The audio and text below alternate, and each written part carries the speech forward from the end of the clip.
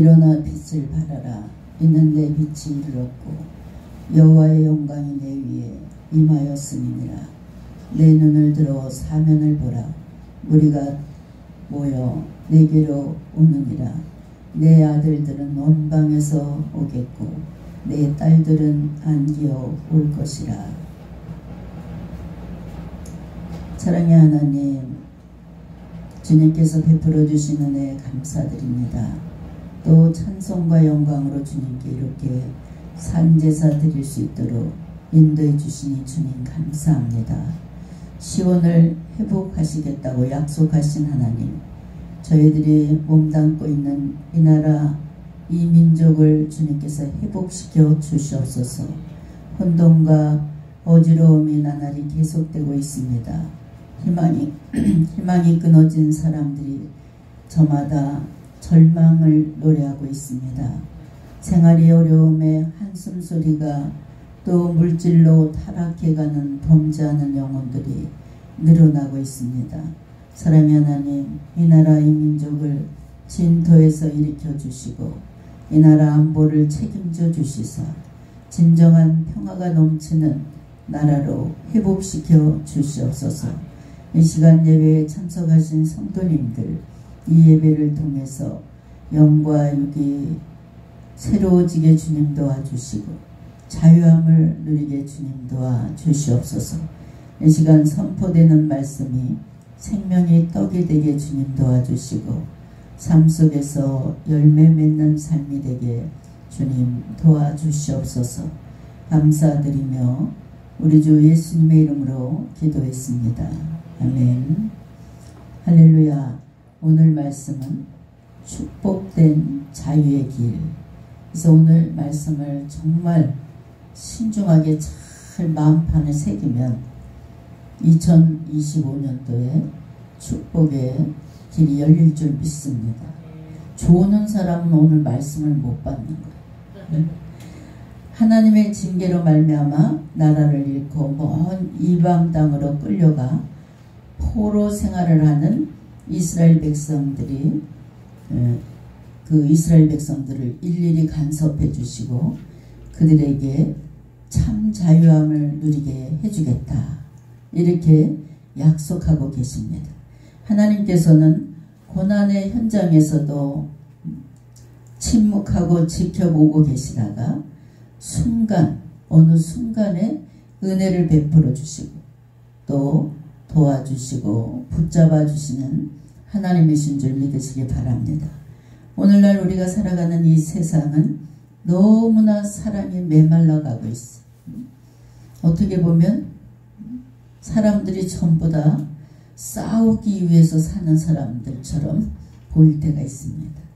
그래서 그런지 지나가는 할머니가 막 박스를 줍고 그 추운데 그냥 그 박스가 얼마 되겠어요. 그래서 박스를 주고 그래서 제가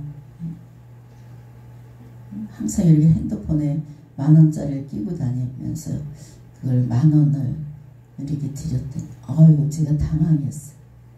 탁 째려보면서 그 돈 안 받는다. 또 오히려 좀 밀어드릴까요? 그러면 냅더라고. 어떤 땐 당황할 때가 있어. 여러분, 이렇게 사랑이 고갈되어 가는 시대에 우리가 살아가고 있습니다. 그래서 경계를 아주 심하게 하고 사람들이 냉정해지는 것을 볼 수 있어요.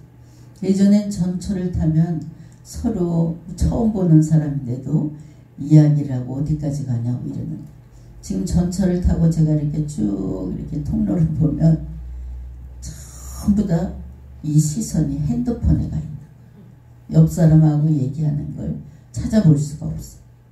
이렇게 삶의 치열한 경쟁 속에 찌들린 사람들의 얼굴 속에는 점점 웃음을 잃어가고 있습니다.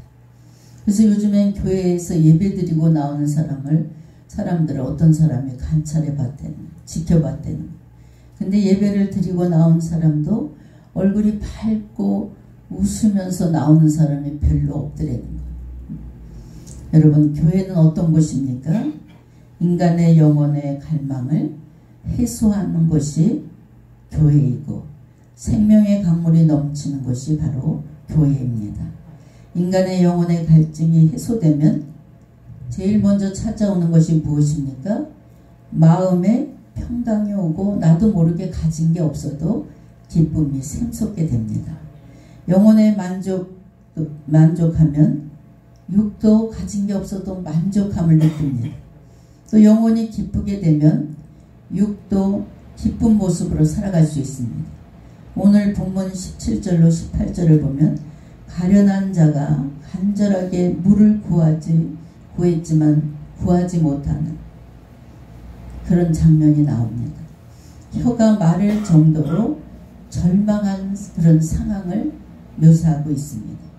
그러나 하나님이 그들을 버리지 아니하시고 응답하심으로써 헐벗은 산골짜기 광야 메마른 땅에 강을 내고 샘이 나게 하시고 샘의 근원이 되게 할 것이다. 이렇게 약속해 주고 계시는 줄 믿으시기 바랍니다.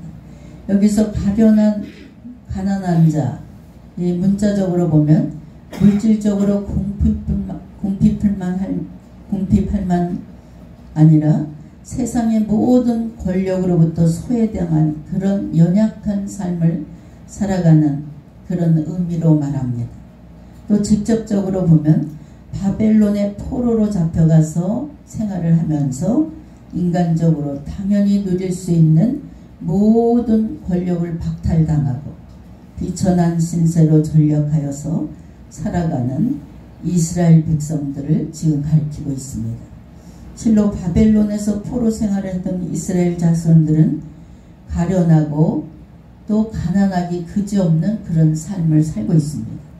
심지어 그들은 물이 없어서 갈증으로 말미암아 혀가 마를 정도로 고통을 당하고 있다 이겁니다.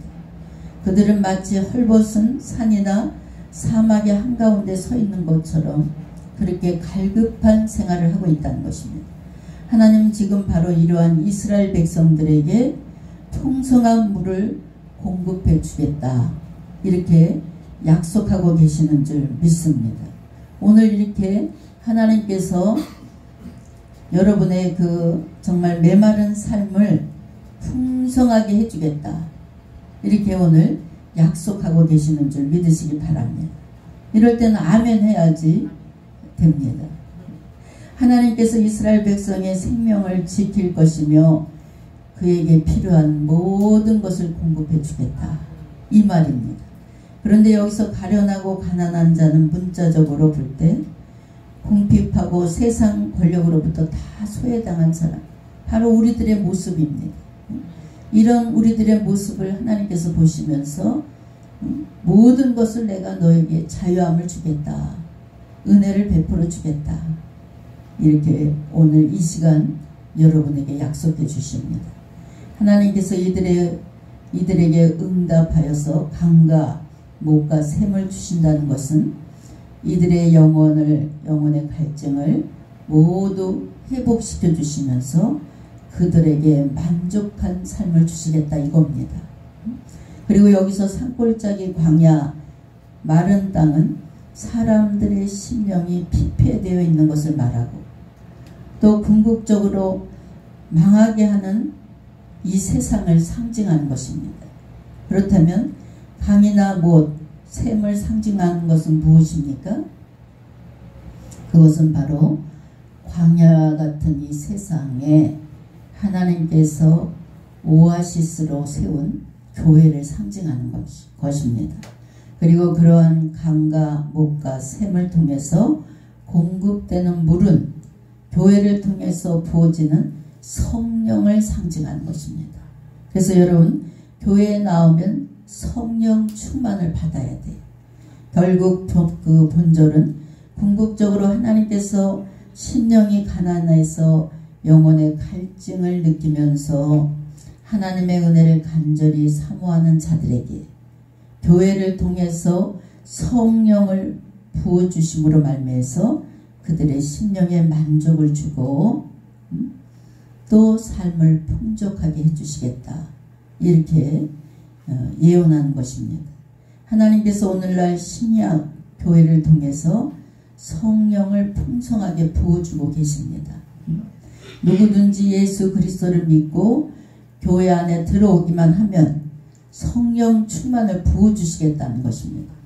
여러분, 오직 영혼의 갈증을 해소하고 참된 만족을 얻을 수 있는 것은 교회 생활을 잘 해야 됩니다. 오늘날 세상 사람들은 인간의 영혼의 갈증을 어디서 해소하려고 합니까? 세상에서 해소하려고 해요.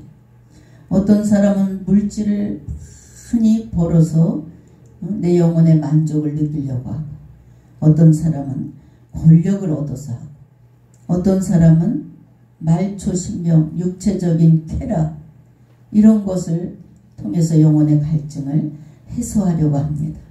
성도들 중에서도 믿음이 없는 성도들은 영혼의 만족을 세상에서 얻으려는 어리석은 성도들이 있습니다. 성도 여러분, 세상에서 주는 그런 영혼의 만족은 소금물하고 똑같아요. 소금물을 한번 마셔보세요. 계속 마시면 마실수록 갈증이 나는 거예요. 왜 세상에서 세상 권력과 부귀 영화를 가진 그런 사람들이 스스로 자살을 합니까?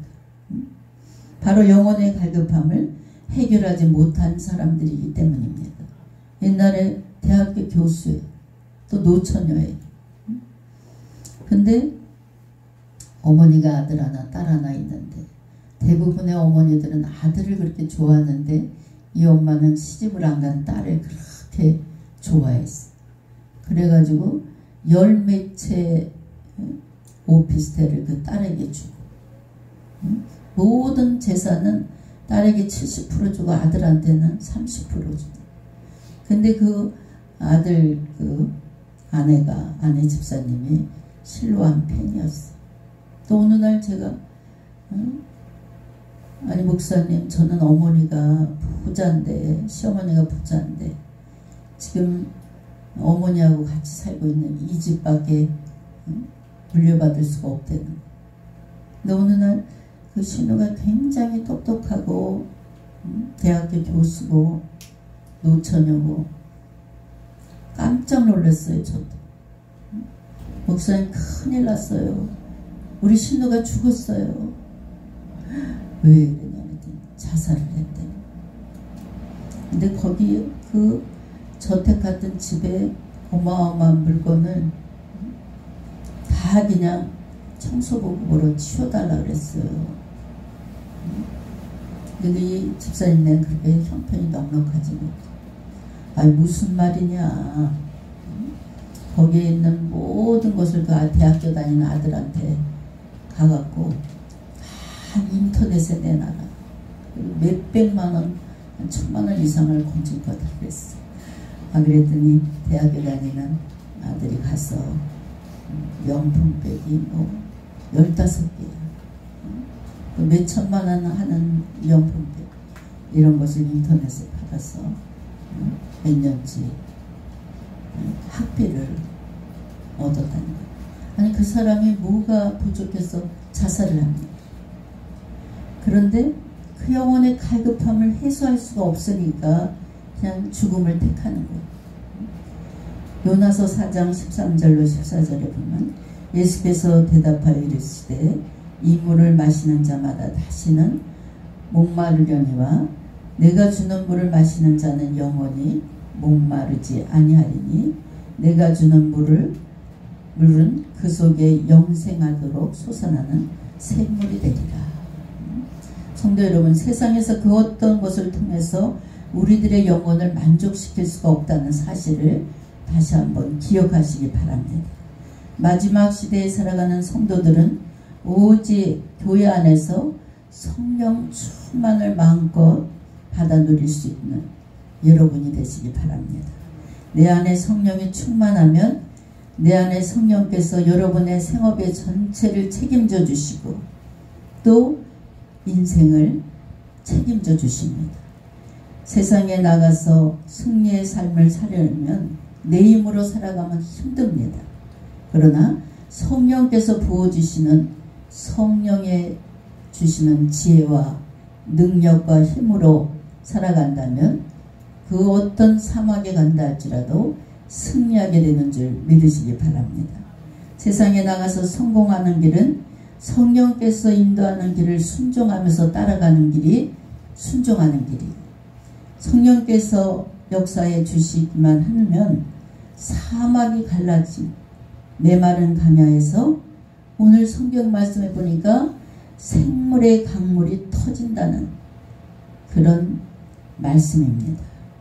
그런 기적의 역사가 여러분의 삶 속에서 날마다 일어나시길 주의 이름으로 축원합니다.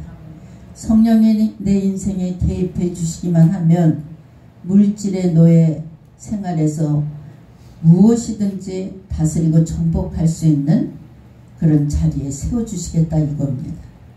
풍요롭게 누리는 삶을 살게 해주시겠다는 것입니다. 또 진토에서 일으키시는 성령의 역사하심을 날마다 체험할 수 있다는 것입니다. 여러분, 성령의 도우심을 항상 간구하며 기도할 수 있는 여러분 되시길 주의 이름으로 축원합니다. 그리고 항상 영역 간의 만족을 누리면서 살아갈 수 있길 주님의 이름으로 축원합니다. 우리가 살아가는 인생길의 인도자는 성령님이십니다. 항상 성령님의 인도하심에 따라 순종하는 삶을 살아가게 되면 평탄한 길이 열립니다. 사막과 같은 삶의 터전이었지만 이제 영원까지 생수의 강물이 흘러 넘치게 되는 축복의 역사가 바로 여러분의 삶 속에서 일어나게 된다는 것입니다. 하나님은 못하시는 일이 없고 무에서 유를 창조해내시고 또 못 고치는 병이 없으신 분이 하나님이십니다. 예전에 어떤 집사님이 저 멀리서 찾아왔어. 목사님, 전 아무래도 이혼을 해야 되겠어요. 전 살 수가 없어요. 아이들은 중학생, 고등학생 셋이나 되는데 남편은 되지 않는 사업장에 가서 매일 그냥 공탁만 치고 논다는 거예요. 그건 15년 넘게. 한 푼도 돈을 벌어다 주는 걸 못 받아봤대요. 이젠 정말 살 수가 없어서 이혼을 해야 되겠습니다. 차라리 혼자 사는 게 낫습니다. 이 가정의 문제는 경제 문제고 아이들을 먹이고 입히는 문제, 가르치는 문제, 도저히 제 힘으로는 감당할 수가 없다는 거. 그래서 그 집사님의 일은 부천에 그 역광장 있는데 거기서 떡볶이집에서 설거지하는 일, 하루 종일 설거지하는 일, 100만 원도 안 되게 월급을 준다는 거. 근데 남편은 그냥 사진관 하면서 그냥 하루 종일 사진 찍으러 오는 사람 없대는 거예요. 삶에 지친 이 집사님이 결론을 내린 것은 이혼이라는 결론입니다. 그때 제가 집사님 40일 기도를 하나님께 하면 안 될까? 지금 이혼하는 것은 하나님이 원하는 일이 아닌데 40일 작정 기도를 하고 그때 이혼을 해도 해라 그랬어. 하나님 저에게도 떡볶이 가게 같은 이런 사업장을 주세요. 이렇게 첫 번째 기도죠. 두 번째, 남편의 사업장 직업을 바꾸게 해주세요. 세 번째, 아이들의 길을 형통하게 열어주시고 어느 곳에 갔든 뛰어난 인물이 되게 해주세요. 이 작전 기도를 줬어. 네, 실로하면서 우리 성도님들도 작전 기도를 드렸는데 작전 기도를 안 하는 사람 배짱을 한번 보고 싶어요. 작전 기도를 받아가서 열심히 했던 사람 기적이 안 일어난 적이 없어요. 못 고친 병이 없어요. 그래서 작전 기도는 제가 주는 것이 아니라 성령께서 주시는구나 이것을 느낍니다. 40일 작전 기도하고 다시 오라 그랬어요. 그때 이혼하라. 지금 실로암에 이혼하러 온 사람들 가서 40일 작전기도 70일 작전기도 하고 오세요. 이런 분들 다 예수 믿었어요. 그리고 가정이 다 회복됐습니다. 그런데 얼마나 간절하게 40일을 기도했겠어요. 근데 갑자기 어느 날 전화 와서 목사님, 제가 일하는 일터에 떡볶이집 주인이 자궁암 말기가 됐대요. 그래서 이걸 못하게 됐대요. 왜 이 직장까지 잘리게 됐어요, 목사님? 대출을 받을 수 있나? 그랬더니 그것을 인수하시오. 하나님께서 사업장을 달라고, 내 일터 사업장을 달라고 기도했으면 그 사업장이 집사님 거예요. 그랬더니 주인이 거기서 일하는 사람이 둘이었는데 두 사람 보러 이걸 맡아서 하라고. 그래서 혼자 맡기엔 돈이 없으니까 그 일하는 사람하고 동업을 한 거예요. 그리고 이게 막 잘 되니까 동업하는 사람 동업이 힘들어. 서로 나한테, 내가 혼자 다 하게 나한테 물려줘라. 자꾸만 그래. 그럴 때 제가 그랬어요. 하나님께서 집사님에게 주신 것입니다. 그냥 그 사람이 포기하게 기도하라. 그래서 하나님께서 이 집사님에게 이 사업장을 주셨어요. 두 번째 기도, 남편이 다 사업장을 10몇 년 했던 사업장을 그만두고 용달차를 사갖고 배달 일을 시작했어요. 세 번째 자녀들은 그냥 이렇게 그 음악을 했는데 그룹 가수가 돼가지고 세계에 뛰어난 아들이 되게 해달라고 기도했더니 미국 무대에 쓴 적이 있어요. 이렇게 이 집사님이 떡볶이 가게를 했는데 사람들이 얼마나 몰려오는지. 이 집사님이, 여러분 떡볶이를 뜨겁게 먹어야 되잖아요. 근데 차갑게 먹는 떡볶이를 개발했어요. 그래서 돈을 많이 벌어서 집도 사고 빚도 다 갚고 40일 작전기도에 이혼도 안 하고 이런 놀라운 그런 역사가 일어났습니다. 여러분, 성령님께 날마다 간구하는 기도를 하시기 바랍니다. 또 19절에 보니까 내가 광야의 백향목과 시딘나무와 하석류와 들감남나무를 심고 사막의 잣나무와 소나무와 황량목을 함께 두리니 라고 말씀하고 있습니다. 이는 1차적으로 하나님의 기적적인 은혜와 도우심으로 말미암아 광야와 같이 황폐화되고 아무런 회복도 소망도 가질 수 없는 이스라엘이 정치, 경제, 종교, 사회 모든 측면에서 완전히 회복될 것이라는 예언을 받는 것을 볼 수 있습니다. 20절에 보니까 이러한 회복과 관련해서 무리가 보고 여호와의 손이 지으신 바요 이스라엘의 거룩한 이가 이것을 창조하신 줄 알며 함께 헤아리며 깨달으리라 라고 말씀하고 있습니다. 광야와 같은 사막에 각종 나무가 자란다는 것이, 여러분, 이것이 바로 기적입니다. 인간의 상식으로는 이루어질 수 없습니다. 그것은 기적이며 인간의 능력으로는 절대로 일어날 수가 없습니다. 그것은 오직 창조주 권능을 가지신 하나님만이 가능하다는 사실을 여러분 깨달으시기 바랍니다. 그러므로 광야의 나무가 자라게 되면 사람들은 그것을 하나님께 이루신 것으로 알고 있어요. 마찬가지로 이스라엘의 회복 역사도 인간의 힘으로는 불가능했습니다. 그러므로 이스라엘이 회복된다면 사람들은 그 일이 이스라엘의 거룩하신 자 곧 하나님 창조의 능력으로 된 것이다. 부인할 수 없는 사실입니다. 19절을 보면 그 본질적인 의미가 이것입니다. 하나님의 창조적인 능력으로 말미암아 분명하게 회복될 것이며 에스라와 느헤미야서를 통해서 확인할 수 있는 것처럼 그 일은 분명하게 이루어지고 있었고 이루어졌습니다. 이를 영적으로 측면에서 본다면 황폐해져서 광야와 같은 강팍하게 되고 오직 악한 것만 낼 수밖에 없었던 사람이 하나님의 교회를 통해서 성령을 부어주심으로 말미암아 완전히 새 사람이 됐다 이거예요. 새로운 성품의 사람, 그 영혼이 풍요롭고 선한 성품을 내는 사람으로 변화됐다는 이겁니다. 그래서 여러분 교회를 열심히 다니면 사람이 다 변화됩니다.